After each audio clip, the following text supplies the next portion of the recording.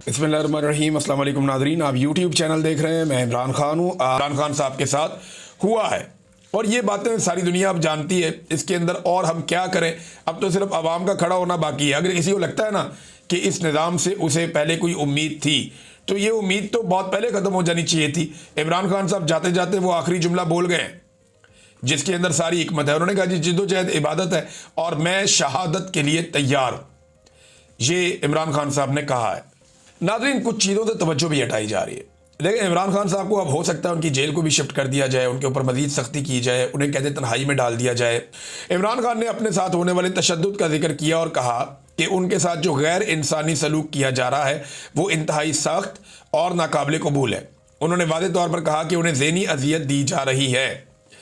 फिर उन्होंने तस्वीर के बारे में जिक्र किया जो इमरान खान साहब की इससे पहले वाली थी, उस पर उन्होंने बात की। लेकिन इमरान खान ने पाकिस्तान में कानून की हुक्मरानी और इंसाफ के निज़ाम पर बात की। उन्होंने कहा कि इस वक्त जो जजेस हक के लिए खड़े हो गए हैं वो पाकिस्तान के हीरोज़ हैं। याद रखें, तारीख़ में एक बाब 2007 में भी गुजरा था जब डिक्टेटर के साथ बहुत सारे जजेस खड़े हो गए थे जिन्हें PCO जजेस कहा जाता था, जबकि जो जजेस उस डिक्टेटर के ख़िलाफ़ खड़े हुए थे उन्हें हीरोज़ माना जाता था और आज तक उन्हें हीरो ही समझा जाता है। आज भी वो जजेस जो इस निज़ाम के ख़िलाफ़ खड़े हैं, जिसे ये लोग दफन कर रहे हैं, और जो कानून की हुक्मरानी के लिए डटे हुए हैं जो जजेस, इमरान खान के मुताबिक वो पाकिस्तान के हीरोज़ हैं। और ये PCO जजेस हैं जो हुक्मरानों के अहकामात पर फैसले लिख कर दे रहे हैं, जैसे कि आज जज ने लिख कर दिया। वही PCO जजेस हैं। कौम को ज़मीर वाले जजेस और बेज़मीर जजेस में फ़र्क करना होगा, क्योंकि इस वक्त पाकिस्तान में जुल्म का निज़ाम का साथ देने वाले यही PCO जजेस हैं। यानी इन जजेस को उन्होंने एक मरतबा फिर PCO जजेस करार दिया। फिर इमरान खान साहब ने कहा कि जब मैं किसी शख्स का नाम लेता हूं तो अपनी फ़ौज के बारे में कहते हैं कि फ़ौज को कह रहा हूं। नहीं, ये फ़ौज मेरी है, ये पाकिस्तान की फ़ौज है और मैंने कभी भी इसके ख़िलाफ़ बात नहीं की है। मैं इदारे के ख़िलाफ़ कभी नहीं बोला। फ़ौज मेरी है और ये कौम की फ़ौज है। इसके बावजूद ये कहा जाता है कि इमरान खान ने इदारों पे हमला किया। इमरान खान ने ये बात अखबारात में यानी पढ़ी, उन्होंने कहा, ये अखबार में इमरान खान साहब ने पढ़ा कि उनके ऊपर इल्ज़ाम लगाया जाता है कि इमरान खान साहब इदारों पे हमला कर रहे हैं। तो इमरान खान साहब ने दोबारा कहा कि ये मेरी फ़ौज है। मैं एक बार फिर दोहरा रही हूँ, ये पाकिस्तान की फ़ौज है और मैंने इसके ख़िलाफ़ आज तक कोई बात नहीं की। ये इमरान खान ने कहा है। अदालत आज़ाद नहीं थी बल्कि एक सियासी इंजीनियरिंग का आला कार बन चुकी है। इमरान खान साहब ने सारी हकीकत 1 अक्टूबर को दुनिया के सामने रख दी थी और आज ये फैसला इस बात पर आखिरी मोहर लगाई जा रही है कि पाकिस्तान में रूल ऑफ लॉ को दफन कर दिया गया है।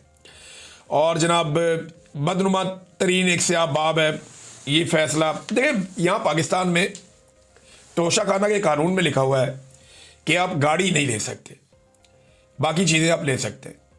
आप कीमत दें, आप वो चीज़ें ले लें। तोशाखाना में जो चीज़ें आई उनके पैसे जमा करवाएं, चीज़ें ले लें। इमरान खान ने, बुशरा बीबी ने ये किया। लेकिन तोशाखाना के कानून में लिखा हुआ है कि गाड़ी आप नहीं ले सकते। जिन्होंने गाड़ियां ली उनमें कोई सदर है, कोई चेयरमैन सेनेट है, उनमें कोई जो है वो पाकिस्तान की हुक्मरानी संभाला हुआ है। जिन्होंने गाड़ियां ली हैं उनके खिलाफ कुछ नहीं। वो केस जरा आप देखिए। इमरान खान का केस धड़ाधड़ इन्होंने चलाया जो 2024 में बनाया गया, तोशाखाना 2, और उजलत में फैसला सुना दिया गया।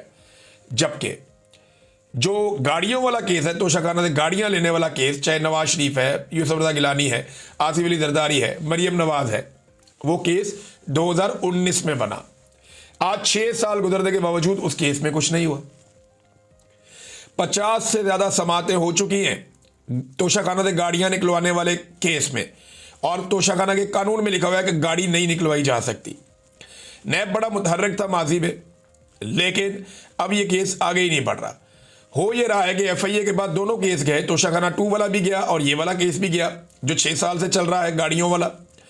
तो इसमें FIA ने आज तक चालान ही जमा नहीं करवाया, और दूसरी जानिब जो तोशाखाना 2 है इमरान खान के खिलाफ, उसका फटाफट देखिए। आज इंसाफ का एक और कत्ल कर दिया गया। इमरान खान साहब को तोशाखाना 2 के केस में भी सज़ा सुना दी गई है। पहले देखें हुआ क्या है, इसकी टाइमलाइन देख लें आप। इमरान खान साहब की जो वकला की टीम है उन्हें इन्फॉर्म किया जाता है रात को 8 बजे कि सुबह जनाब तोशाखाना वाला केस लगेगा। बार बार ये केस इससे पहले लगता रहा, कैंसिल होता रहा, तो कन्फर्मेशन थी नहीं। लेकिन रात को कंफर्म किया जाता जी सुबह केस लगेगा, आप फटाफट पहुंच जाए। अब वकला जो है वो लाहौर में मौजूद हैं, कोई कहीं मौजूद है, तो सब लोग भागम दौड़ जो है वो कुछ भी करके, धुंध बहुत ज़्यादा थी, इसके बावजूद इस्लामाबाद पहुंच गए।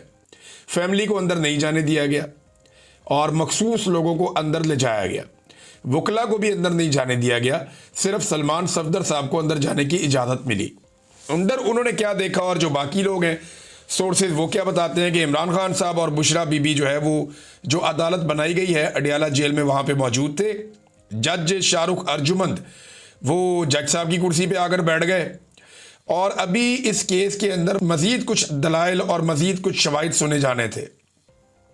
यानी अभी केस बाकी था, ऐसा नहीं था कि केस मुकम्मल हो गया। पहले नॉर्मली ये होता है कि अदालत केस को सुनती है, दोनों तरफ के दलाइल सुनती है और दोनों तरफ के गवाहान को सुनने के बाद अदालत किसी नतीजे पर पहुंचती है और फैसला महफूज करती है, बाद में आकर फैसला सुना दिया जाता है। नॉर्मली ये होता है, लेकिन यहाँ पे बड़े अजीबोगरीब तरीके से और उजलत में अचानक जज साहब ने फैसला सुनाना शुरू कर दिया।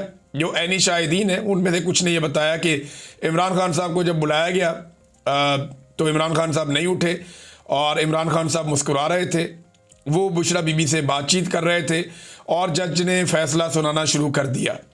इमरान खान साहब मुस्कुराते रहे और जज साहब फैसला सुनाते रहे। जज साहब का जो फैसला है ये टोटल 59 सफ़हात पर मुश्तमिल है और 32 इसके पैराग्राफ हैं और जज साहब ने इमरान खान को और बुशरा बीबी को 17 साल की मज़ीद सज़ा सुना दी है। लेकिन उन्होंने आखिरी पैराग्राफ में लिखा कि जनाब इनमें से एक खातून है और एक की उम्र ज़्यादा है, लिहाजा मैं लिहाज कर रहा हूँ। ये लिहाज करते हुए उन्होंने तोशा खाना से तोहफा लेने पर इमरान खान को और बुशरा बीबी को 17 साल सज़ा सुना दी। और ये बात याद रखिएगा कि तोशा खाना का केस ऐसे नहीं है।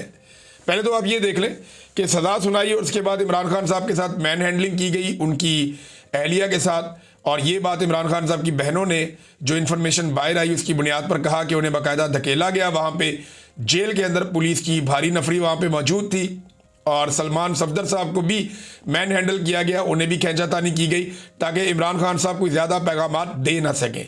इमरान खान साहब ने जो पैगाम भिजवाया उनकी बहन की ज़ुबानी वो क्या है ये मैं आपको पहले बता देता हूँ, फिर बाकी चीज़ें मैं आपके सामने रखता हूँ।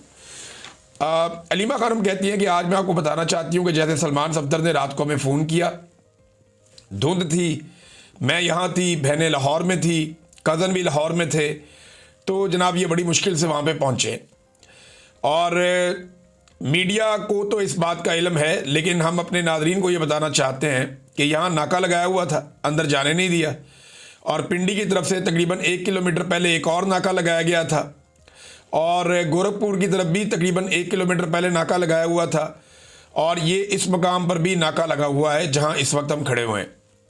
फिर उन्होंने कहा पुलिस बहुत ज़्यादा तैनात की गई है, जेल के दरवाजे से पहले ही लोगों को पंजाब पुलिस रोक रही है ताकि जेल के दरवाजे पर मौजूद पुलिस तक ये तकनीकी मौक़िफ़ इख्तियार किया जा सके कि फैमिली को अंदर कैसे भेजें, वो तो आए ही नहीं, वहाँ आएंगे तो भेजेंगे ना, लिहाजा फैमिली को करीब जाने ही नहीं दिया गया। फिर उन्होंने कहा जनाब कि हमें दोनों तरफ से घेर कर रोक लिया गया और ये कहा गया कि आज प्रोसिक्यूशन की जानिब से यानी सरकार की जानिब से रिबटल आएगा, उनकी जानिब से आज जवाब जमा करवाया जाएगा और सज़ा के बारे में फ़ैसला शायद बाद में सुनाया जाए। इस कौम के सबसे मकबूल लीडर को कैसे इस तरह से मुखातिब कर सकते हैं, अंदाज़ा करें नाज़रीन कि ये इस वक्त लेवल आ चुका है। कौमी कॉन्फ्रेंस जारी है इस्लामाबाद में, उसके हवाले से तफसीलात आ रही हैं, नेक्स्ट वीलॉग में आपके साथ शेयर करूँगा। अब तक के लिए इतना ही, अपना ख्याल रखिएगा, अपने चैनल का भी। अल्लाह हाफ़िज़।